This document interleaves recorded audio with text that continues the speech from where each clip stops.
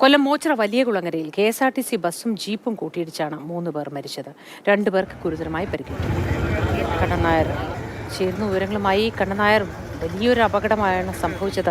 ജീപ്പൊക്കെ വെട്ടിപ്പൊളിച്ചാണ് അതിനുള്ളിൽ അകപ്പെട്ടവരെ പുറത്തെടുത്തത് എന്ന് നേരത്തെയും കണ്ണൻ പറഞ്ഞല്ലോ. ആശുപത്രിയിൽ ചികിത്സയിലുള്ളവരുടെ ആരോഗ്യസ്ഥിതി എങ്ങനെയാണ്? അപകടത്തെക്കുറിച്ച് ദൃക്സാക്ഷികളോ മറ്റോ അവിടെ എന്തെങ്കിലും പറയുന്നുണ്ടോ? വിശദവിവരങ്ങൾ എന്താണ്?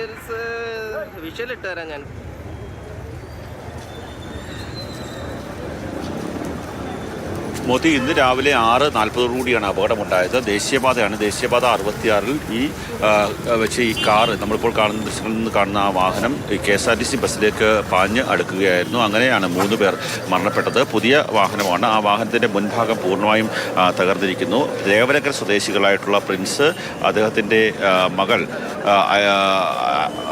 2 മക്കളാണ് മരിച്ചത്. ഒരു മകനും മകളുമാണ് മരിച്ചത്. അങ്ങനെ 3 പേർ മരണത്തിന് കീഴടങ്ങിയിട്ടുണ്ട്. അദ്ദേഹത്തിൻ്റെ ഭാര്യ ഐശ്വര്യയും അതുപോലെ തന്നെ മറ്റൊരു മകളും ഇപ്പോൾ ചികിത്സയിലാണ്. കൊല്ലത്തെ സ്വകാര്യ മെഡിക്കൽ കോളേജ് ആശുപത്രിയിൽ ചികിത്സയിലാണ്. ഉറങ്ങിപ്പോയതോ അല്ലെങ്കിൽ നിയന്ത്രണം വിട്ടതോ ആകാം അപകടത്തിന് കാരണം എന്നുള്ളതാണ് നമുക്ക് മനസ്സിലാക്കുവാൻ സാധിക്കുന്നത്. കാറിൻ്റെ മുൻഭാഗം പൂർണ്ണമായും തകർന്നിട്ടുണ്ട്.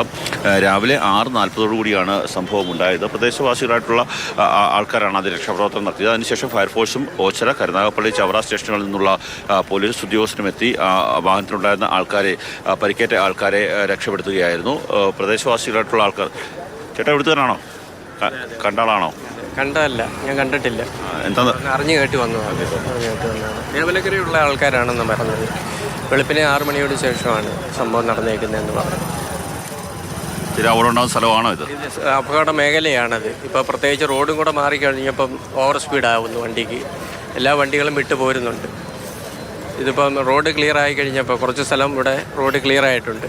അപ്പോൾ അതിനുശേഷം എന്താ സംഭവിച്ചതെന്ന് അറിഞ്ഞത്? അറിയില്ല, ഉറങ്ങിപ്പോയതാണെന്നാണ് അറിയുന്നത്.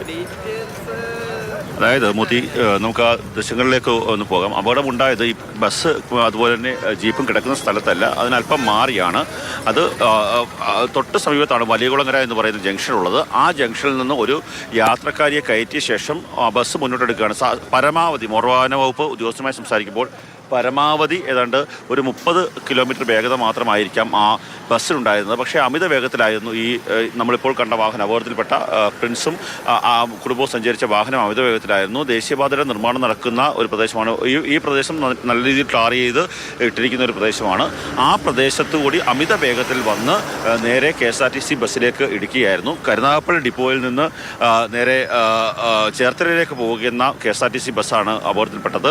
ആ ബസ്സിൻ്റെ മുൻഭാഗം പൂർണ്ണമായും തകർന്നിട്ടുണ്ട്. നമുക്ക് ഞാനിപ്പോൾ നിൽക്കുന്ന സ്ഥലത്തിൽ പരിക്കുകൾ പറ്റിയിട്ടുണ്ടോ കണ്ണൻ? ബസ്സിലുണ്ടായിരുന്ന യാത്രക്കാർക്ക് പരിക്കേറ്റിട്ടുണ്ട്. അതിലുണ്ടായിരുന്ന ഒരു സ്ത്രീ നേരെ തെറിച്ച് റോഡിലേക്ക് വീണിട്ടുണ്ട്. അവരുടെ പരിക്ക് ഗുരുതരമാണ് എന്നാണ് നമുക്ക് മനസ്സിലാക്കുവാൻ സാധിക്കുന്നത്. അവരെയും സ്വകാര്യ ആശുപത്രിയിലേക്ക് മാറ്റിയിട്ടുണ്ട്. ആ ബസ്സിൻ്റെ ദൃശ്യങ്ങളിലേക്ക് നമുക്ക് പോകാൻ സാധിക്കും. ബസ്സിൻ്റെ മുൻഭാഗം പൂർണ്ണമായും തകർന്നിരിക്കുന്ന ഒരു സ്ഥിതിയാണ്.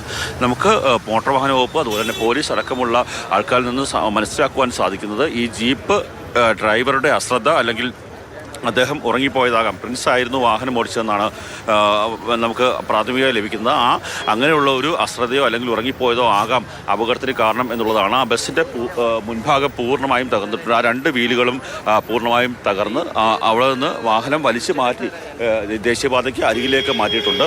ഈ ബസ്സിൻ്റെ മുൻഭാഗം പൂർണ്ണമായും തകർന്നിരിക്കുന്ന അവസ്ഥയാണ്. KSRTC ബസ് ഡ്രൈവർക്ക് പരിക്കുണ്ട്. അതുപോലെ തന്നെ യാത്രക്കാരായിട്ടുള്ള ആൾക്കാർക്ക് പരിക്കുണ്ട്. അകത്തുണ്ടായിരുന്ന ആൾക്കാർക്കൊക്കെ തന്നെ പരിക്കേറ്റിട്ടുണ്ട്.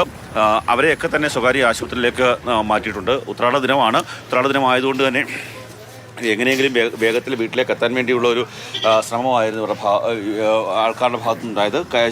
കരുനാഗപ്പള്ളിയിൽ നിന്ന് ചേർത്തലയിലേക്ക് പോയ KSRTC ബസ്സിലാണ് അപകടമുണ്ടായത്. അതിൽ യാത്രക്കാരായിട്ടുള്ള 23 പേർക്ക് പരിക്കേറ്റു എന്നുള്ളതാണ്. അതിൽ ഒരാളുടെ നില അല്ലെങ്കിൽ പരിക്ക് അല്പം ഗുരുതരമാണ്.